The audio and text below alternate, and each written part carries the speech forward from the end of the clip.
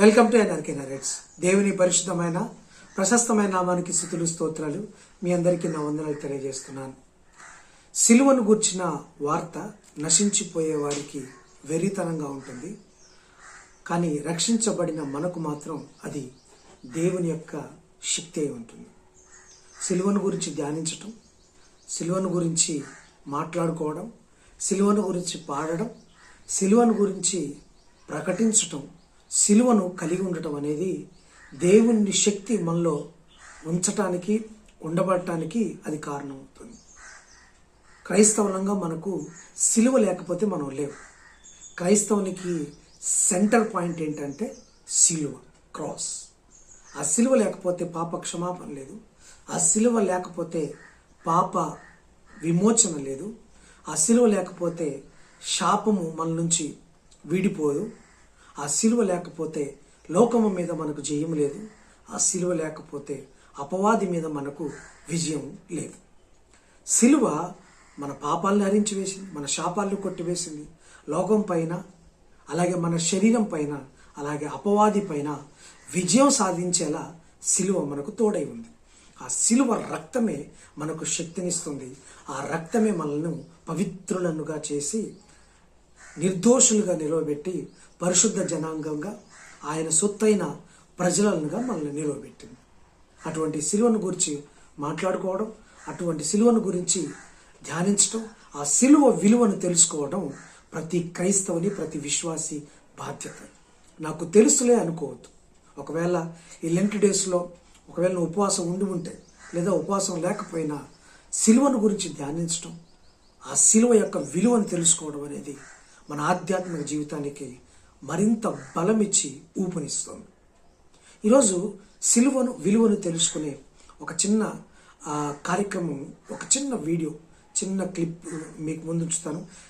ఈ వీడియో చివరి వరకు మీరు చూడండి. బైబిల్ గ్రంథంలో రక్తం యొక్క ప్రాముఖ్యత ఏంటి, యేసు ప్రభు వారి యొక్క రక్తము ఏం చేసింది. మనందరికి తెలుసు, క్రీస్తు రక్తం మనల్ని పాపముల నుంచి విమోచించింది. ఆయన పవిత్రమైన, నిష్కలంకమైన, అరిషడ్ వర్గాలను జయించి సిలువలో కార్చిన రక్తం ప్రపంచ మానవాళి పాపాన్ని హరించింది, శాపాన్ని కొట్టివేసింది, అపవాదిని ఓడించింది. అయితే మరి ఆ రక్తం ఎవరి రక్తానికి సరిపోదా? ఎవరి రక్తానికి అది మ్యాచ్ కాదా? రక్తం వల్ల రక్షణ అంటున్నాం, ఇంకా దేని వల్ల రాదా? మరి పాత నిబంధనలో కూడా ఏబేలు రక్తము మొరపెట్టింది. ఏబేలు రక్తం మొరపెట్టింది. ఏబేలు రక్తానికి యేసు ప్రభు వారి రక్తానికి పోలిక లేదా? ఆ రక్తం ఈ రక్తం ఒకటి కాదా? చాలామంది ఏమంటారంటే ఏబేలు రక్తం, యేసు ప్రభు వారి రక్తం ఒకటే అంటారు. అది మొరపెట్టింది, ఇది మొరపెట్టింది అంటారు. ఇక్కడ మనం గమనించాల్సింది, ఆదికాండం 4వ అధ్యాయం 10వ వచనం. నీవు చేసిన పని ఏమిటి? నీ తమ్ముని రక్తము యొక్క స్వరము నేలలో నుండి నాకు మొరపెట్టుచున్నది. ఈ మాట సాక్షాత్తు దేవాదేవుడు పలుకుతున్నారు, కయ్యూనితో పలుకుతున్నారు. మనందరికి తెలుసు, ఆదాము అవ్వలు తినకూడని పండు తిని దేవుని ఆజ్ఞని మీరి ఏదేను వనంలో నుంచి గెంటివేయబడి వారు సంసార జీవితాన్ని కలిగి ఉన్నప్పుడు వారికి మొదటగా 2 కుమారులు కలుగుతారు. మొదటి వారు కయ్యూను, ఆ తర్వాత ఏబేలు. మనందరికి తెలుసు, వాళ్ళు చెరొక వృత్తిని ఎంచుకుంటారు. కయ్యూను వ్యవసాయ వృత్తిని ఎంచుకుంటే ఏబేలు గొర్రెల కాపరిగా జీవిస్తూ ఉంటారు. అయితే వారు దేవుని సన్నిధిలోకి అర్పణలను తీసుకొచ్చినప్పుడు కయ్యూను తీసుకొస్తారు, ఏబేలు తీసుకొస్తారు. కానీ ఏబేలు అర్పణ అంగీకరించుతాడు, కయ్యూను అర్పణను దేవుడు అంగీకరించాడు.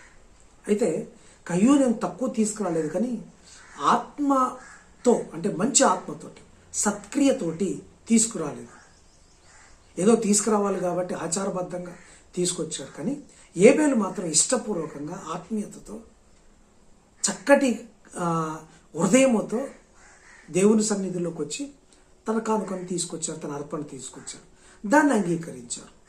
అంగీకరించడంతో కయ్యూను తన తమ్ముడైన ఏబేలు మీద కసి పెంచుకున్నారు, అసూయ పెంచుకొని అతని మీద పడి అతన్ని చంపేస్తారు. చంపేసినప్పుడు దేవుడు వచ్చి అడిగినప్పుడు నీ తమ్ముడు ఏంటంటే, నా తమ్ముడికి నేను కావాలి అన్న అంటూ ఏదో మాటలు పలికి ఎందుకలా మాట్లాడుతున్నావు, నీ తమ్ముని రక్తం యొక్క స్వరము నాకు మొరపెట్టుచున్నది అని కయ్యూనుతోటి కాస్త కటుగా దేవుడు మాట్లాడతాడు. అయితే ఏబేలు నీతిమంతుడిగా ఉన్నాడు, సత్క్రియలు చేసిన వారుగా ఉన్నారు. అంటే ఎటువంటి తప్పు, లోకానుసారమైన తప్పులు చేయకుండా దేవునికి ఇష్టంగా బ్రతికిన వ్యక్తిగా ఏబేలు ఉన్నారు. అకారణంగా అసూయపడి లేకపోతే కసితోటి ఒక వ్యక్తి చంపేశాడు, అంటే తన అన్నని చంపేశాడు. ఈయనకి యేసుప్రభు వారికి పోలికలు ఉన్నాయి. జాగ్రత్తగా గమనిస్తే యేసుప్రభు వారు కూడా సాత్వికుడిగా ఉన్నాడు, సత్క్రియలు చేయటానికే ఈ లోకంలోకి వచ్చాడు. దేవుణ్ణి అమితంగా ఇష్టపడిన వ్యక్తి, దేవుడి సన్నిధిలో గడిపిన వ్యక్తి, దేవుని ఆజ్ఞ మేరకే ఈ లోకంలో తాను దేవునిగా, మనుష్య కుమారుడిగా, దేవుని కుమారుడిగా ప్రొజెక్ట్ చేసుకున్న పరిస్థితి.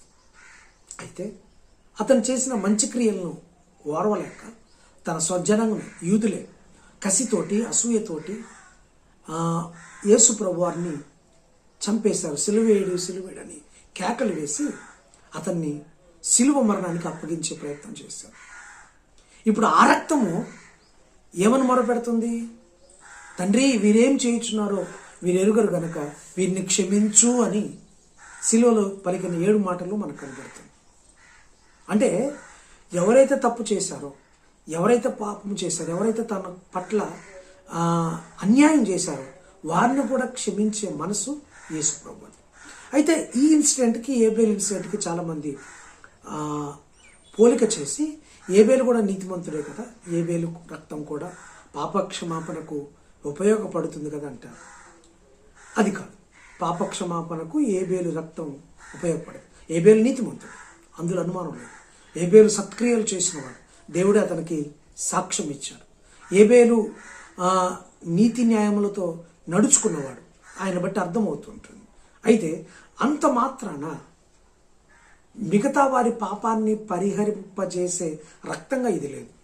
తన కొరకు మొరపెట్టుకుంటుంది, తన కొరకు దేవుని దగ్గర మొరపెట్టుకుంటుంది. కానీ యేసు ప్రభు వారి రక్తము ఆయన కొరకు కాదు మొరపెట్టుకుంది, ఇతరుల కొరకు, ప్రపంచ మానవాళి కొరకు, పైపెచ్చు తనని ఎవరైతే దూషించి కొట్టి చంపారో వారి కోసం కూడా మొరపెట్టుకుంటుంది. అందులో ఉన్న తేడా. తర్వాత ఇది పాపరహిత రక్తం యేసు ప్రభు వారిది. ఆయన పుట్టుకలో పాపం లేదు, ఆయన పరిశుద్ధాత్మ మూలాన గర్భం ధరించి కన్యక అయిన తల్లి మరియ గర్భాన్ని ఉదయించాడు. ఆయన పుట్టుకలో పురుష ప్రమేయం లేదు, పాపరహిత రక్తం. అలాగే ఆయన 33.5 సంవత్సరాలు ఈ లోకంలో మనుష్య కుమారుడిగా, మనుషుడిగా జీవించాడు. ఈ 33.5 సంవత్సరాలు ఈ లోకంలో ఉన్న ఏ పాపం తన ఒంటిలోకి కానీ, తన మనసులోకి కానీ, తన హృదయంలోకి తీసుకోకుండా జీవితాంతం బ్రతికాడు. ఆయన పుట్టుక పవిత్రం కాదు, ఆయన 33.5 సంవత్సరాలు పవిత్రమైన జీవితం జీవించాడు. అరిషడ్ వర్గాల్లో జీవించాడు. మనుషులకు సాధారణంగా ఉండే కామము, క్రోధము, మదము, లోభము, మత్సరం, ఇవన్నీ ఆయన జయించారు కాబట్టి సిలువలో ఆయన రక్తము పాపక్షమాపణ ఉపయోగపడింది. ఒకవేళ ఆయన కనుక తప్పు చేసి ఉంటే, పాపము చేసి ఉంటే ఆ రక్తము మనలందరినీ విమోచించడానికి సరిపోయి ఉండేది కాదు కదా, కాదు. అయితే ఏబేలు రక్తం ఏం చేసిందంటే, అతను నీతిమంతుడే కానీ అతను పాపం వలన జన్మించిన వ్యక్తి. అంటే ఆదాము అవ్వలు ఆజ్ఞను అతిక్రమించి దేవుడి యొక్క కోపానికి గురై అక్కడి నుంచి గెంటివేయబడి ఆ తర్వాత సంసార జీవితంలో పుట్టిన కుమారులు వాళ్ళు. అంటే పాపంలో జన్మించిన వారు, అంటే వారు ఆజ్ఞను అతిక్రమించి వారికి సిగ్గు కలిగి, లేదా వారి దిశములపై బట్టలు తొడుక్కున్న తర్వాత, చర్మపు చొక్కాలను తొడుక్కున్న తర్వాత పుట్టిన కుమారులు. అంటే పాపము తర్వాత పుట్టినవాడు కాబట్టి వారికి ఖచ్చితంగా పాపం ఉంటుంది, వారి జన్మత పాపులు. అటువంటి రక్తము మిగతా వారి పాపములను హరించడానికి ఉపయోగపడేది కాదు. పాత నిబంధనలో మనుషుల పాపాలను హరించడానికి ఎడ్ల రక్తము, గొడ్ల రక్తము, మేకల రక్తము, గొర్రెల రక్తం అర్పించేవారు. అది లేదు ఇప్పుడు. మనందరి నిమిత్తము ఇక ఏ ఎడ్లు, గొడ్లు, మేకలు, గొర్రెలు, పావురాలు ఇవేవి రక్తాలు అవసరం లేకుండా యేసు ప్రభువు తన రక్తమును, పాపరహిత రక్తాన్ని మన కొరకు కార్చి సిలువలో ఆయన బలియాగమయ్యారు. ఆ రక్తమే మనందరి పాపాలను పరిహరింపలే చేసింది. ఆ రక్తము ఇంకా మొరపెడుతోంది మనల్ని.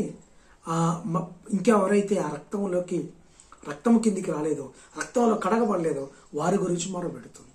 కానీ ఏబేలు రక్తం మొరపెట్టేది ఏంటంటే దేవుని సన్నిధిలో స్వరం వినపడుతుంది, తన నిమిత్తం వినపడుతుంది, తన వ్యక్తిగత నిమిత్తం వినపడుతుంది. అకారణంగా చనిపోయాననే స్వరం వినపడుతుంది, నేను చంపబడ్డాను అనే స్వరం వినపడుతుంది, సత్క్రియలు చేసినందుకు నాకు వచ్చిన ప్రతిఫలం అన్నట్టుగా వినపడుతుంది. కానీ యేసుప్రభు రక్తము ఇతరులకై, పరులకై, లోకమంతటికై, లోక రక్షణకై ఆయన రక్తము మొరపెడుతుంది. అయితే ఇంకా చాలామంది ఆ రక్తంలో కడగబడలేదు, ఇంకా యేసుప్రభు వారు మొరపెడుతూనే ఉన్నారు. మరి ఆ రక్తంలో కడగబడిన మన బాధ్యత ఏంది? మన రెస్పాన్సిబిలిటీ ఏంది? ఇతరులను ఆ రక్తం కిందికి తీసుకురావద్దాం, ఆ రక్తంలో కడగబడేలా వారిని పురికొల్పొద్దాం. మన బాధ్యత అది కాదా? మనం మాత్రమే రక్షించబడి ఇతరులను నశించిపోయే గుంపులో ఉంటే మనం ఎలా ప్రవర్తించాలి, ఎలా ఉండాలి? ప్రతి ఒక్కరి బాధ్యత కాదా? ఏ సువార్థికుడిదో, ఏ పాస్టర్దో, ఏ ప్రవక్తదో ఇతరులను రక్షించే బాధ్యత అని అనుకుంటున్నారు. మనందరి బాధ్యత కాదా? నువ్వు విశ్వాసం అయితే నీ కుటుంబంలో అందరూ రక్షించబడ్డారు, అందరూ ఆ రక్తంలోకి వచ్చారు. ఒకసారి ఆలోచించు. ఒకవేళ నీ కుటుంబంలో అందరూ, నీ బంధువుల్లో, నీ కుటుంబాల్లో, నీ అయిన వాళ్ళలో అందరూ రక్షణలో రాకపోతే ఎందుకు నువ్వు ప్రార్థన చేయవు? ఎందుకు వారిని ఆ విధంగా పురికొల్పు? ఎందుకు వారిని నీ సత్క్రియల ద్వారా వారిని దేవుని దగ్గరికి తీసుకురావు? నీ మాటలతో వాళ్ళని బాధించే కంటే నీ సత్క్రియల ద్వారా వారిని దగ్గరికి తీసుకొస్తే యేసుప్రభువు వారు వారిని ఆకర్షించుకుంటారు కదా. ఈ 40 దినాలు ఒకవేళ ఉపవాసం ఉంటాయి, ఈ లెంట్ డేస్లో కొంతమందినైనా రక్షణలోకి తీసుకురావడానికి నువ్వు ప్రయత్నించు. ఇంకా యేసుప్రభువు రక్తము రక్షించబడిన వారి గురించి మొరపెడుతూ ఉంటుంది. ఆ మొరను తెలపాల్సిన బాధ్యత నీ మీద, నా మీద ఉంది.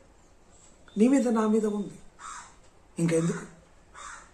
చాలామంది భారతదేశంలో 140 కోట్ల మంది జనాభాలో దాదాపు 100 కోట్ల మంది ఇంకా రక్షణ లేని వారుగానే ఉంటున్నారు. వారందరి బాధ్యత, మిగతా రక్షింపబడని వారి బాధ్యత ఎవరిది? మనది కాదా? ఒకసారి ఆలోచించు. ఏబేలు రక్తం తన కొరకు మొరపెట్టింది, యేసుప్రభువు రక్తం ప్రపంచమంతటి, లోకమంతటి కోసం మొరపెట్టింది. ఈరోజు నువ్వెవరి కోసం మొరపెడతావు? నువ్వెవరి కోసం మొరపెడతావు?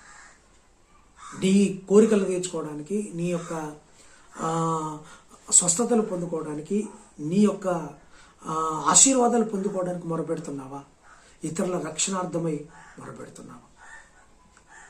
యేసు ప్రభు వారు సిలువలో పలికిన 2 మాటల్లో తండ్రి వీరేం చేయించున్నారు, వీరు ఎరుగరు కనుక వీరిని క్షమించమన్నారు. ఒక దొంగను నేడు నీవు నాతో కూడా పరదేశులు ఉందామన్నారు. అక్కడ కూడా రక్షణ కార్యం, అక్కడ కూడా వారి ఇతరుల కొరకు పాటుపడ్డ క్రియ కనపడుతుంది యేసు ప్రభు వారిలో. మరి మనం ఏం చేస్తున్నాం? ఒకసారి ఆలోచించు. ఇప్పటికైనా మనం ఆ విధంగా ఆలోచించి అటువంటి మార్గంలో మనం అందరం ఉందాం. ఇతరులను రక్షించే మార్గం ప్రతి ఒక్కరి బాధ్యత. రక్షించబడిన ప్రతి విశ్వాస బాధ్యత ఇతరులను రక్షించడానికి, ఇతరులను క్రీస్తు సన్నిధిలోకి, క్రీస్తు సంఘంలో చేర్చడానికి ప్రతి ఒక్కరి ప్రయత్నం చేయాల్సిన బాధ్యత ప్రతి ఒక్కరి అని గుర్తుంచుకోండి. ఈ దినాలను, ఈ యొక్క శిలువ శ్రమల దినాలను, ఈ యొక్క శిలువ విలువ తెలుసుకునే దినాలను దానికోసం ఉపయోగించండి. దేవుడు మీకు అటువంటి ఆధ్యాత్మికమైన, పరలోక సంబంధమైన, యేసు ప్రభు వారు మనసు కలిగిన ఆత్మ మనందరికీ దేవుడు దయచేయును గాక. God bless you. ఆమేన్.